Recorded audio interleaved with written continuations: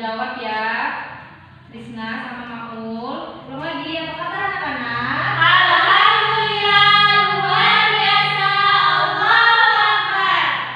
Baik. Sebelum melanjutkan pelajaran, hendaknya kita berdoa. Siapa ketua kelas? Maul. Kan kita harus berdoa terlebih dahulu. Kan di rumah ini sudah belajar tahfiz? Sudah. Surat Ad-Duha berarti sudah dihafalkan kemarin? Sudah. Selesai membaca surat doa mau belajar, kalian baca duha dan artinya ya. Iya. Silakan. Sebelum kita belajar, hendaklah kita membaca doa terlebih dahulu. 1, 2, 3. Bismillahirrahmanirrahim. Rabbi shrah li sadri wa yassir li amri wahlul 'uqdatam min lisani yafqahu qawli.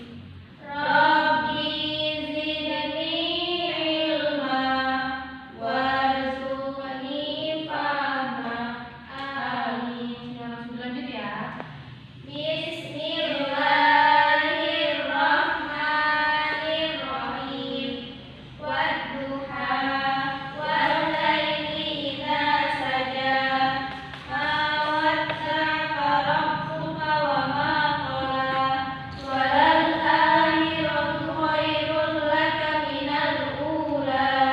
Walasawfa yu'tika rabbuka fatarda. Alam yajidka yatiman fa'awa. Wa wajadaka dhallan fahada.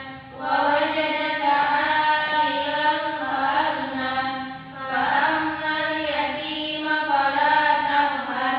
Wa ammas sa'ila fala tanhar. Wa amma bi ni'mati rabbika fahaddits. Artinya? Lihat silakan.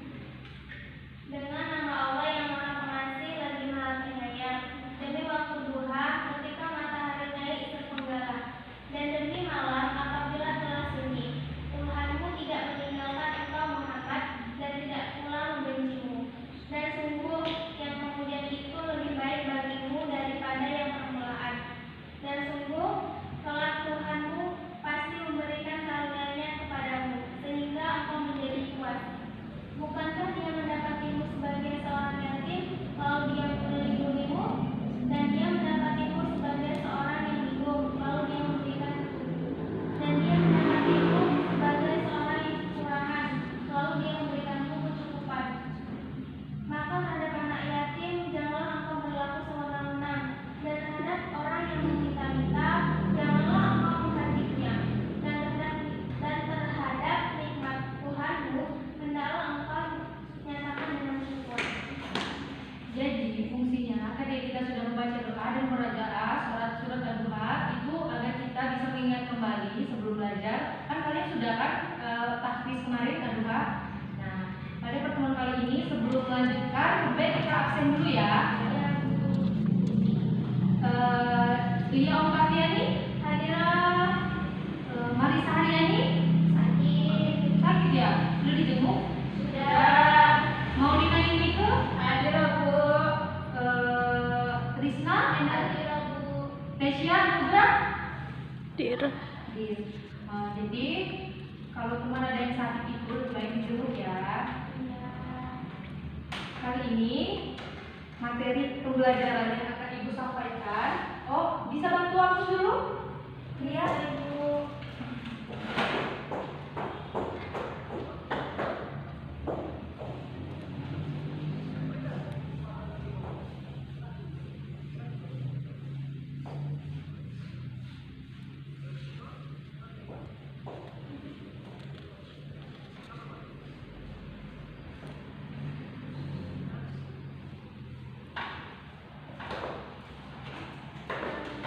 Terima kasih Lia. Jadi kali ini kita akan mempelajari tentang perilaku terpuji.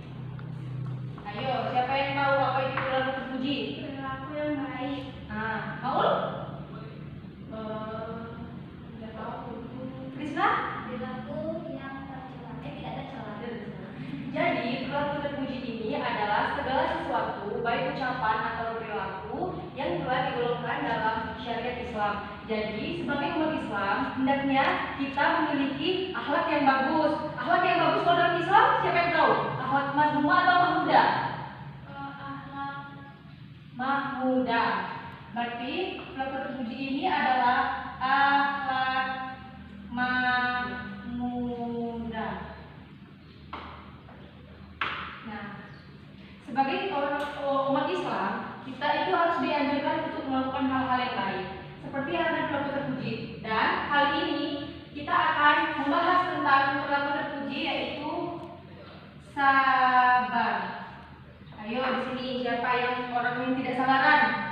saya Bu. Mau tidak sabaran? Tidak boleh ya. Mengenai tentang sabar, sabar ini adalah suatu sikap pengendalian emosi, pengendalian diri terhadap sesuatu. Jadi bisa dikatakan ketika kita akan sabar, kita akan bertahan di situasi yang sulit. Kita tidak mengeluh karena Allah sangat benci orang-orang yang mengeluh seperti itu. Jadi kita harus banyak-banyak bersyukur kepada Allah karena Allah itu selalu membantu kita dimanapun kita berada. Kita yakin itu kan. Berikut contoh-contoh sabar. Tentang sabar ini memiliki dalil. Nah, sekarang Ibu menyuruh kalian untuk membuka Al-Baqarah ayat 153. Pak. Sudah Bu. Lia silakan dibaca dulu. Bismillahirrahmanirrahim. Ya ayyuhalladzina amanu ista'inu bis-sabri was-shalah innallaha ma'as sabirin. Artinya, orang-orang yang beriman, mohonlah pertolongan kepada Allah dengan sabar dan sholat. Sesungguhnya Allah beserta orang-orang yang sabar. baik, Ibu akan membuat ke depan dulu, nanti kita akan simpulkan ya.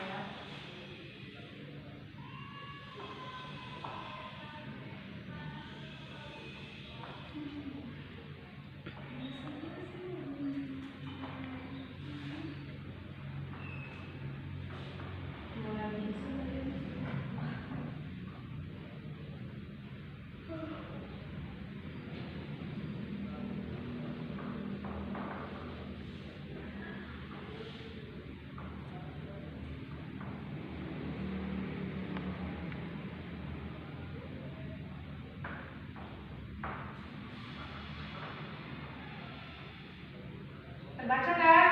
Baca.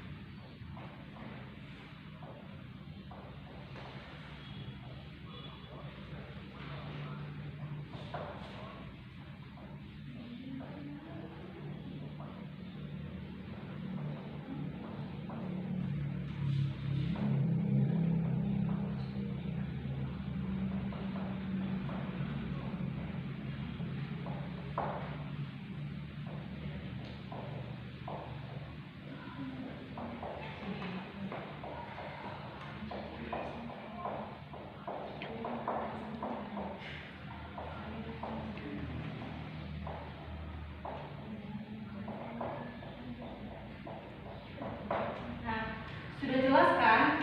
Di dalam dalil ini mengatakan bahwa hai orang-orang yang beriman, jadilah sabar dan salat sebagai penolongmu. Sesungguhnya Allah bersama orang-orang yang sabar. Apalagi kita sebagai umat muslim harus menjadi orang-orang yang sabar. Kita harus banyak melakukan akhlak-akhlak muda seperti sabar. Nah, coba Krisna dibaca lagi.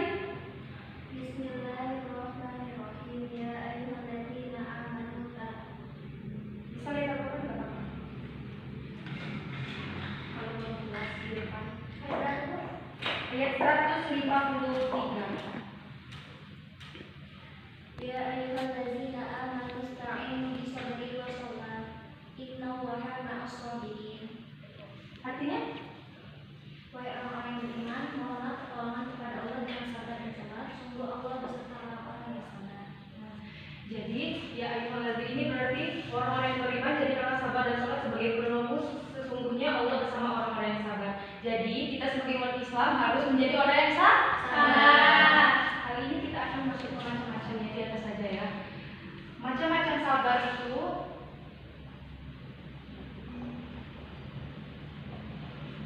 yang pertama, sabar dalam ketaatan. Yang kedua, sabar dalam menghadapi musibah.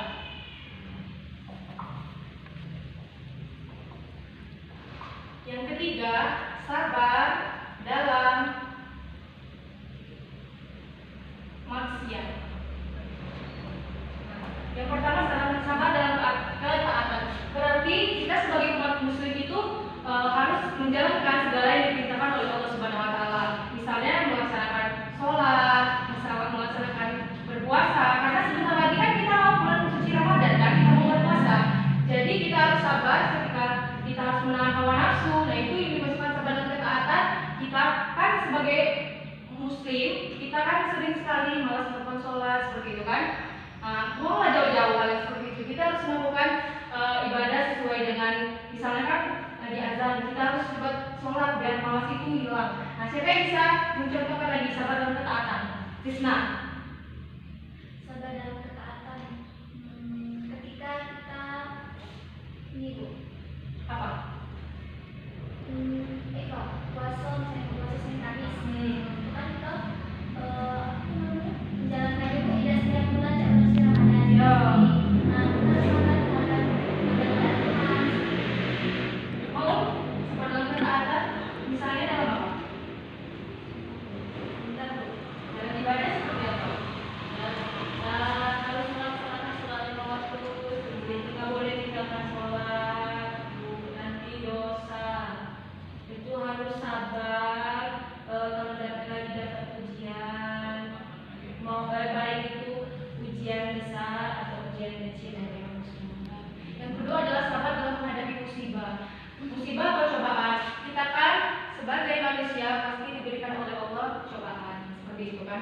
Jadi Allah itu tidak akan menguji manusia melalui di luar batas kemampuan.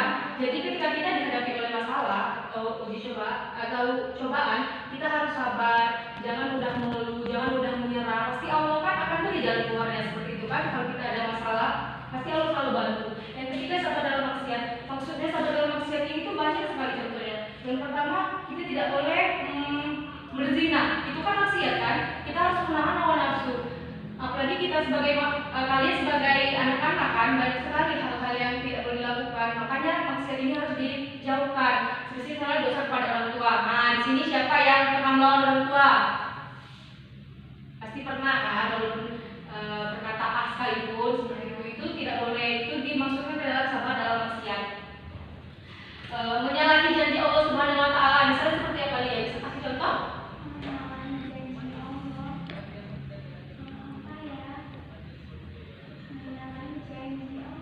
Iya, kita kan dilahirkan sebagai manusia kan sudah berjanji bahwasanya kita harus menjalankan perintah Allah Subhanahu wa taala. Tapi kita di sini masih sering lalai kan? Iya Bu. Nah, itu yang dimaksudkan dengan menyalahi janji Allah. Pokoknya maksiat itu semuanya harus dijauhkan ya. Nah, dengan sabar pasti masalah itu akan cepat berlalu seperti itu. Pasti kita akan dijauhi oleh Allah ketika kita tidak mengeluh, kita akan sabar, kita akan menjalankannya dengan ketenangan, pasti Allah akan bantu kita. Nah, kalau sabar dalam yang kedua, sabar dalam menghadapi musibah atau cobaan. Di situ ada hadis riwayat yang berbunyi qala nabiyyu alaihi sholatu wassalam, yang berarti sabar itu ketika pertama kali mendapat musibah. Nah, berarti ketika kita mendapatkan musibah sekalipun, kita tidak boleh mengeluh, tidak boleh menyerah. Walaupun kita sedih atau bagaimana pun, kita harus menjalaninya. Jangan seperti orang kan ada yang menyerah, bunuh, kan tidak boleh. Itu kan di luar batas kemampuan. Pokoknya bagaimanapun cobaannya dihadapi oleh kita, kita akan selalu, insya Allah selalu. Jadi seharusnya ketika kita mendapatkan masalah, kita harus bertawakal, kita harus beribadah kepada Allah Subhanahu wa taala. Sepertinya kalian sudah mulai bosan seperti itu ya. Kita refreshing dulu ya. Seperti ini enggak apa-apa. Kakinya Ibu kasih itu semenit aja ada kamu. Biar tidak capek aja ya. Kalau sudah. Di sini kita akan bermain games. Ibu, kalian udah melingkar dulu. Melingkar, kamu melingkar aku deh. Adalah kosong.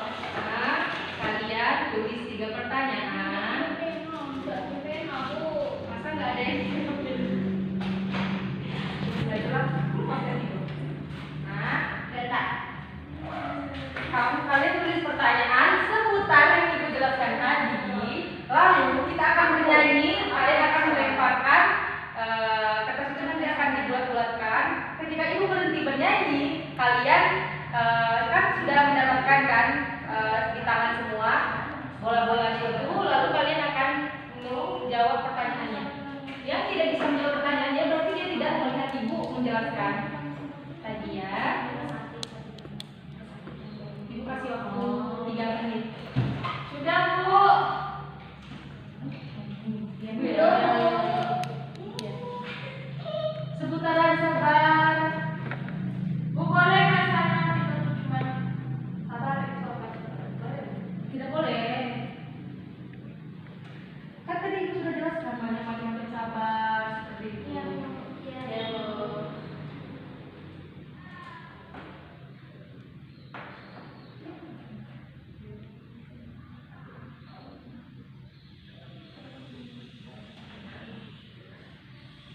Sudah Bu, sudah. Ya. Nah, sekarang dibulat-bulatkan. Kalian agak jauh dikit duduknya. Jadi akan dilempar-lempar.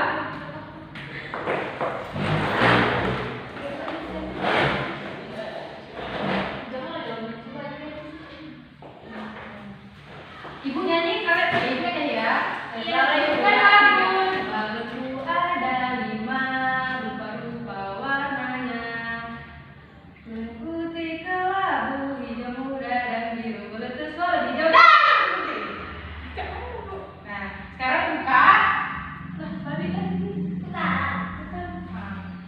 Sekarang maju satu-satu untuk menjawab pertanyaannya. Sekaligus kalian mengerti atau tidak apa yang Ibu jelaskan tentang sabar.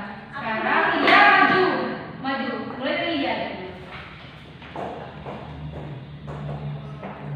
Apa itu sabar? Sabar menurut saya adalah menahan amarah atau hawa nafsu ketika kita ditimpa musibah, ketika kita menjauhi maksiat, maupun kita sedang menjalankan ibadah kepada Allah Subhanahu wa taala. Contohnya?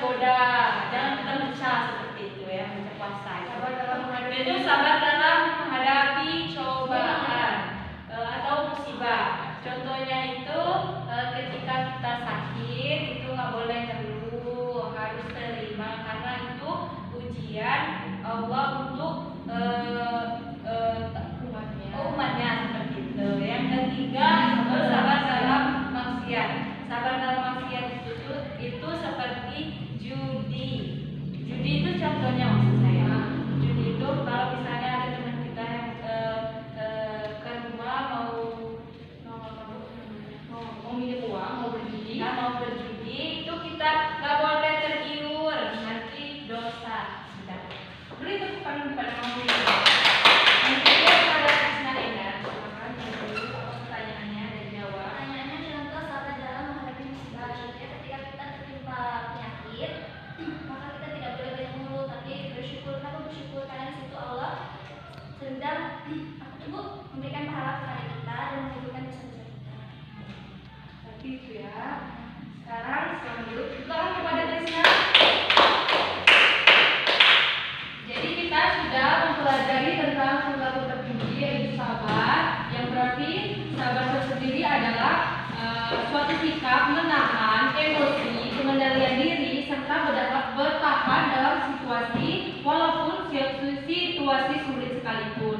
Dan sabar itu bentuk kemampuan mengendalikan diri sebagai sikap yang mempunyai nilai tinggi dan mencerminkan pokok dalam jiwa manusia. Jadi sebagai umat Islam kita harus memiliki sifat sabar. Walaupun sabar itu sangat sulit dikatakan seperti itu, tetapi kita harus menanamkan perilaku sabar kepada diri kita. Seperti ada contoh yang pertama, sabar dalam ketaatan, sabar dalam menghadapi musibah atau cobaan, atau sabar dalam maksiat. Pokoknya kita harus sabar dalam ketaatan. Kita harus beribadah kepada Allah Subhanahu Wa Taala. Ketika dianjurkan berpuasa, kita harus berpuasa, menahan hawa nafsu. Yang kedua, sabar dalam menghadapi musibah dan cobaan. Ketika kita ditimpa musibah, misalnya, tapi yang amit ya, ketika orang tua kita meninggal, berarti Allah memberikan cobaan kepada kita kan. Kita harus sabar dalam menghadapinya. Yakinlah bahwa Allah selalu membantu kita dimanapun kita berada. Yang ketiga, sabar dalam maksiat. Kita harus menjauhi macam-macam maksiat seperti zina, seperti melawan orang tua, ataupun seperti menyalahi janji Allah seperti yang Ibu jelaskan tadi. Nah, di sini Ibu juga kan berbicara tentang dalilnya kan, dalil sabar yaitu surat Al-Baqarah ayat 100 berapa tadi? 153 yang berbunyi, Ibu baca lagi ya. Ya ayyuhalladzina amanu ista'inu bis-sabri sholat innallaha ma'as-shabirin, yang berarti hai orang-orang yang beriman, jadikanlah sabar dan sholat sebagai penolongmu, sesungguhnya Allah bersama orang-orang yang sabar. Nah, bisa disimpulkan bahwa orang-orang yang beriman jadikanlah sabar dan sholat itu sebuah penolong. Jadi Allah akan selalu bersama orang-orang yang sabar. Jadi bisa kita tarik kesimpulan dari perilaku sabar bahwa sabar ini kita harus menahan emosi, mengendalikan jiwa kita agar tidak melakukan hal-hal yang tercela. Seperti kita misalnya menghadapi musibah, kita tidak boleh mengeluh. Mengeluh itu mungkin bukan tidak boleh ya, kan kita manusia wajar, kan manusiawi kalau kita mengeluh, tapi jangan terus berlarut-larut seperti itu. Yakinlah bahwa suatu saat Allah akan membantu kita dalam situasi yang sangat sulit sekalipun. Nah, kita sudah berbicara tentang perilaku terpuji, berbicara tentang akhlak mahmudah, tentang sabar, macam-macam sabar, dan kalian tadi sudah memberikan contoh sabar dalam ketaatan seperti apa, sabar dalam menghadapi musibah seperti apa, sabar dalam maksiat seperti apa, dan kita sudah membaca dalilnya. Tadi kita Ibu sudah menarik kesimpulan, berarti kalian sudah paham kan? Ya. Nah, sekarang Ibu akan bertanya satu lagi pertanyaan, satu kata yang menggambarkan sabar itu seperti apa? Kalau lihat sabar itu satu kata.